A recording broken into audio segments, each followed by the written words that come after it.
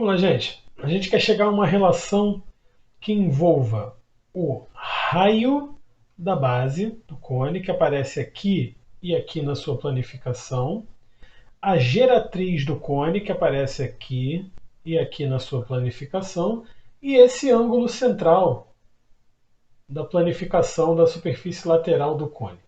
Ok? Vamos lá.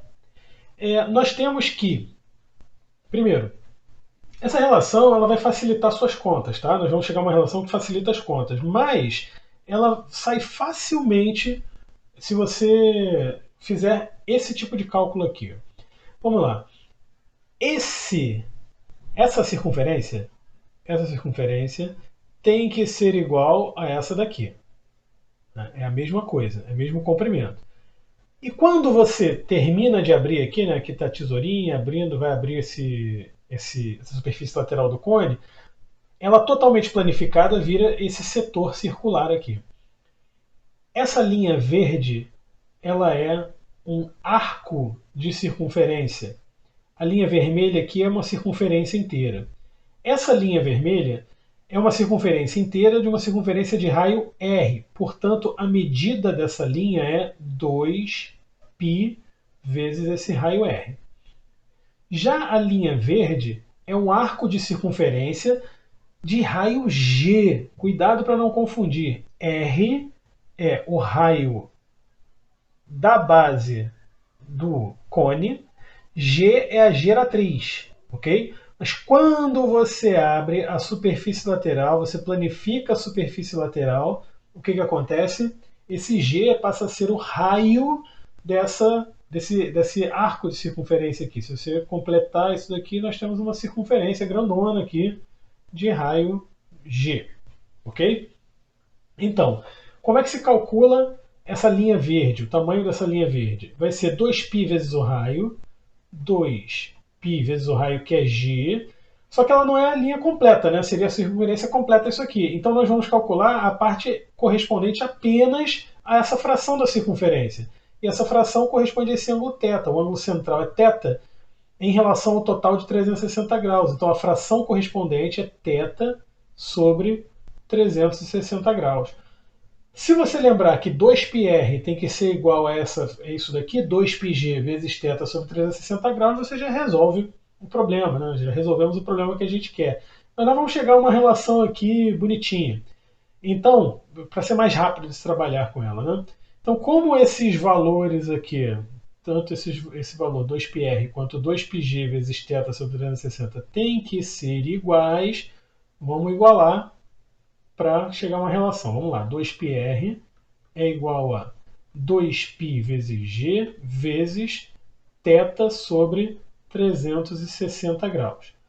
Dividindo tudo por 2π, isso aqui some, fica R é igual a G vezes θ sobre 360 graus. O G está multiplicando essa fração, né? R é θ sobre 360. Então a gente pode passar o G para o outro lado dividindo. Fica R sobre G é igual a θ sobre 360 graus. E dessa forma a gente chega a essa relação. Então, se a gente está num problema envolvendo o raio, a geratriz e esse ângulo central da planificação da superfície lateral de um cone, ok? Nós podemos usar essa relação e chegar rapidinho ao que a gente quer. Então vamos lá agora resolver o exemplo que foi dado no arquivo sobre essa relaçãozinha aí, né? A superfície lateral de um cone circular reto é um setor circular de raio 10 centímetros e ângulo central medindo 288 graus. Determine o volume desse cone.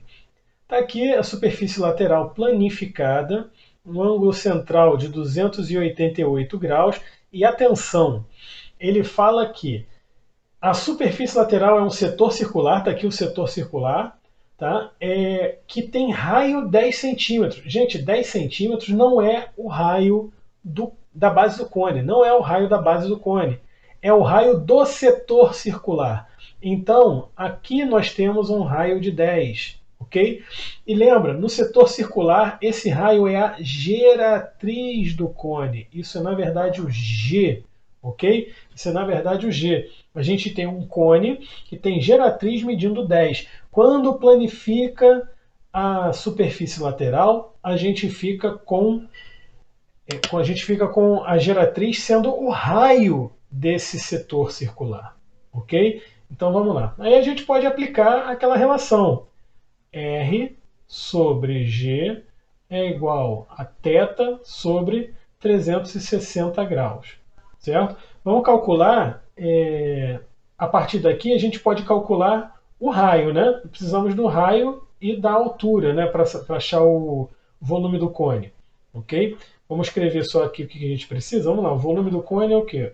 É a área da base, πr ao quadrado, vezes a altura sobre 3. Nós não temos o raio nem a altura. Com essa relação, nós vamos poder calcular o raio. Nós temos a geratriz, que é G, temos o θ, que é 288.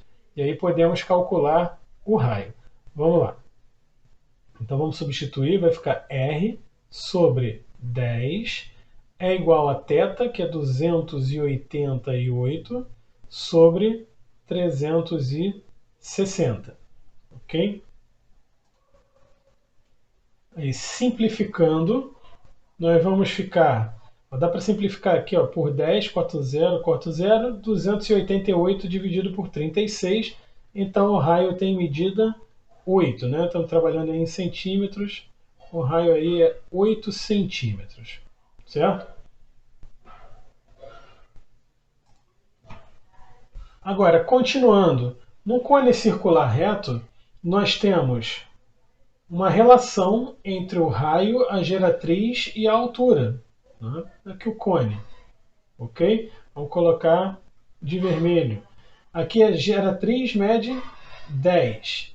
A altura que nós temos que calcular, nós não sabemos ainda. E o raio é igual a 8. E nós temos aqui esse triângulo retângulo.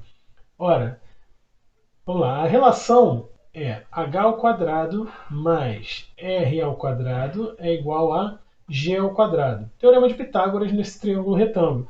A gente pode simplesmente notar aqui que o 10 é 2 vezes 5. O 8 é 2 vezes 4. Então o cateto que falta, que é a altura, tem que ser 2 vezes 3. Né? É um triângulo 3, 4 e 5. Então essa altura é igual a 6 centímetros. Gente, poderíamos fazer também, eu vou fazer aqui rapidinho porque não custa nada, usar o teorema de Pitágoras, fazer a conta efetivamente. Né? Nós teríamos aqui que h ao quadrado mais 8 ao quadrado tem que ser igual a 10 ao quadrado. Então h ao quadrado é 10 ao quadrado é 100, 8 ao quadrado é 64, vai para lá menos 64, 100 menos 64 é 36, h ao quadrado é 36, então h é a raiz, que é 6. Então temos aí que h é igual a 6 centímetros. E finalmente podemos calcular o volume. Okay? O volume é πr ao quadrado vezes h sobre 3. Então, o volume é igual a π vezes o raio ao quadrado, 8 ao quadrado, vezes a altura h, que é 6, sobre 3. Simplificando, divido por 3 dá 1, divido por 3 dá 2. Ok? E aí vai ficar 8 ao quadrado é 64, vezes 2 dá 128. Então 128 π centímetros cúbicos. Esse é o volume desse cone.